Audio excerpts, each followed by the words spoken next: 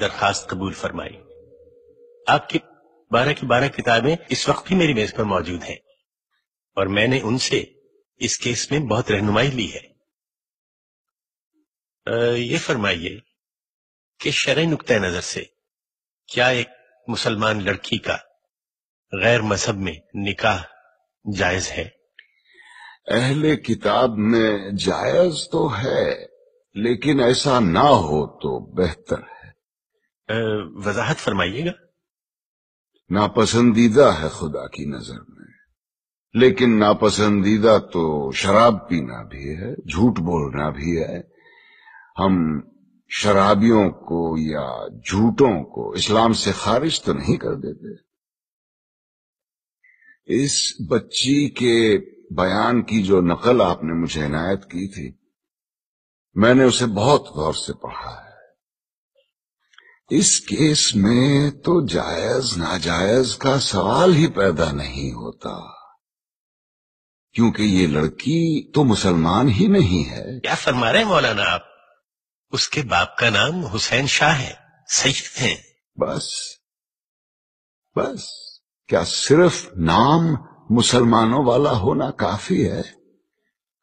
عیسائیوں کے ملک میں پیدا ہوئی، عیسائی عورتوں نے اس کی تربیت کی، نام عیسائیوں والا رکھا گیا، باپ نے بغیر شادی کے اسے مائیں لا کے دی، اور آپ اس پر یہ الزام لگا رہے ہیں کہ یہ غیر اسلامی کام کر رہی ہے۔ سبحان، یہ تو ویسا ہوا کہ کسی کے ڈاکٹر بننے سے پہلے آپ اس پر اعتراض کریں کہ اسے آپریشن کرنا نہیں آتا۔ تو آپ کے خیال میں قصوروار کون ہے؟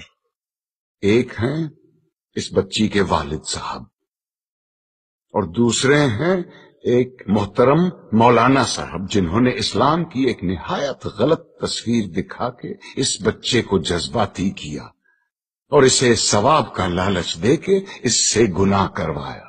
گویا آپ یہ کہہ رہے ہیں کہ ایک باپ اپنی بیٹی کی شادی اپنی مرضی سے نہیں کر سکتا؟ صرف اپنی مرضی سے ہرگز نہیں۔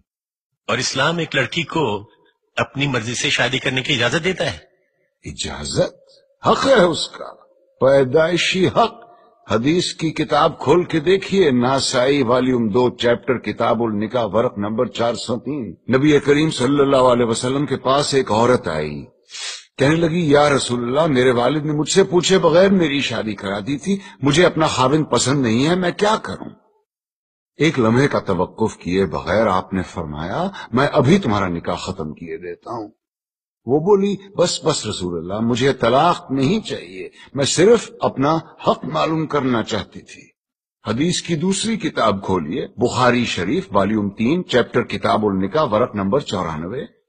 خنسا بنت خزام کہتی ہیں میرے والد نے مجھ سے پوچھے بغیر میری شادی کرا دی، مجھے خاوند پسند نہیں تھا، میں رسول اللہ کے پاس گئی، انہوں نے فوراً وہ نکاح منسوخ کروا دیا۔ لیکن مولانا آپ یہ کیوں اپریشیٹ نہیں کر رہے ہیں کہ حسین شاہ نے کس مقصد کے تحت اپنی بیٹی کی شادی کی تھی؟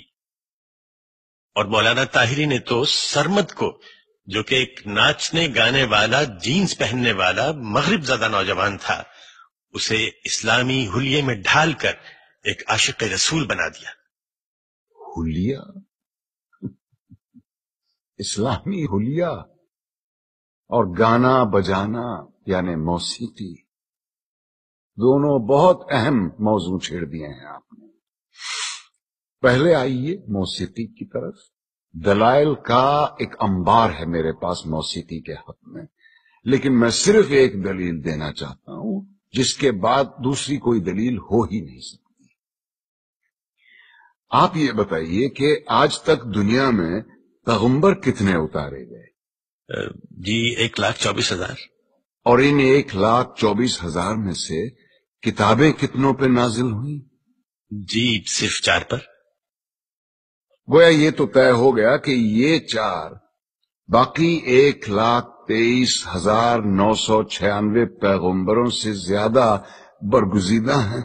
بے شک ان 4 کو اللہ نے معجزے عطا کیے۔ حضور کا سب سے بڑا معجزہ قرآن شریف، موسیٰ کو اس قابل بنایا کہ وہ لاٹھی سے دریا کے 2 ٹکڑے کر دے، عیسیٰ کو یہ طاقت دی کہ وہ مردے کو دوبارہ زندہ کر دے، اور داؤد کو کیا دیا؟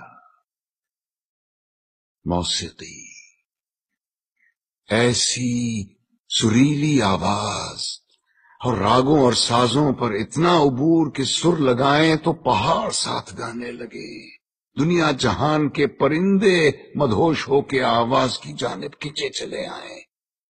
زبور اٹھا کے دیکھیے، یہ تک لکھا ہے کہ کن راگوں سے اور کن سازوں پہ گا کے حضرت داؤد الصلاۃ السلام نے خدا کی حمد و ثنا کی۔ کیا یہ ممکن ہے کہ خداوند کریم اپنی تعریف سننے کے لیے ایک حرام چیز کا انتخاب کرے اور اپنے ایک برگزیدہ پیغمبر کو حرام چیز معجزے میں دے؟ کیا یہ ممکن ہے کہ نبی کریم صلی اللہ علیہ وسلم موسیقی کو حرام بھی سمجھیں اور حضرت عائشہ رضی اللہ عنہا سے یہ بھی پوچھیں کہ برات جس قبیلے میں گئی ہے وہ انصار ہیں اور انصار موسیقی کے بہت رسیا ہوتے ہیں، کیا تم نے برات کے ساتھ کچھ گانے والیاں بھی بھیجی ہیں یا نہیں؟ کیا یہ ممکن ہے کہ وہ موسیقی کو حرام بھی سمجھیں اور ابو موسیٰ اشعری کی قرت سے خوش ہو کر اس سے یہ بھی کہیں کہ لگتا ہے تمہارے گلے میں تو داؤد کا ساز رکھ دیا گیا ہو؟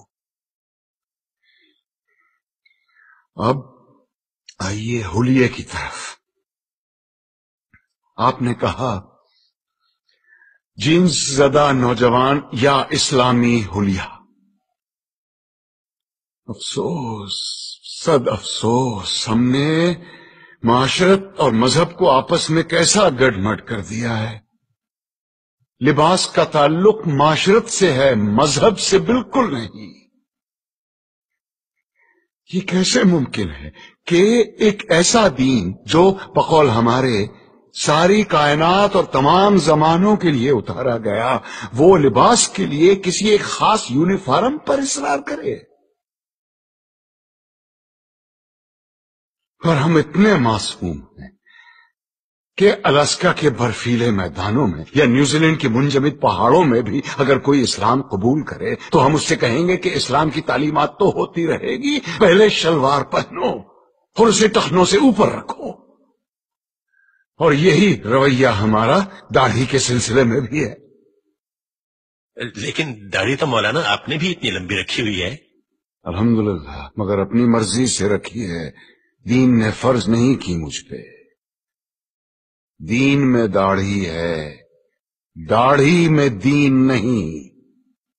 سنت موقدہ ہے، رسول اللہ کی تھی، جو عاشق رسول ہے وہی داڑھی رکھتے ہیں۔ بالکل درست فرمایا آپ نے، لیکن داڑھی عشق کا آغاز نہیں، انتہا ہے بیٹے۔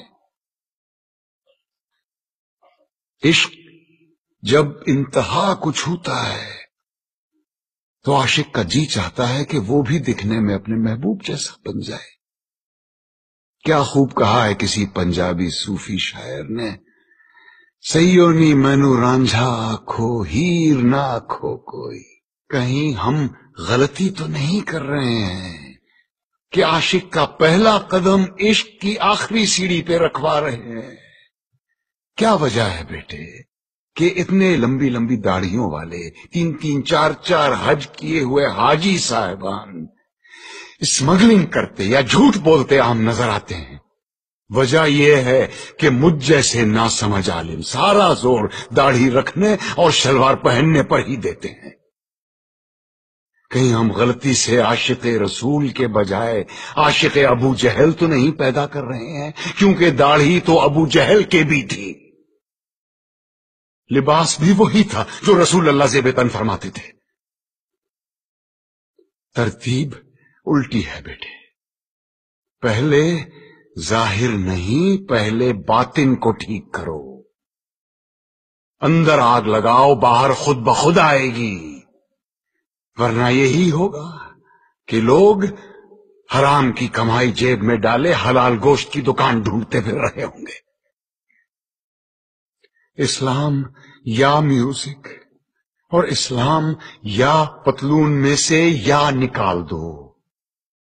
یہ مت بھولو کہ اس ملک میں اسلام کی سب سے زیادہ خدمت دو ایسے آدمیوں نے کی ہے جن کے داڑھی بھی نہیں تھی اور جو کوٹ پتلون پہنا کرتے تھے، محمد علی جناح اور علامہ اقبال۔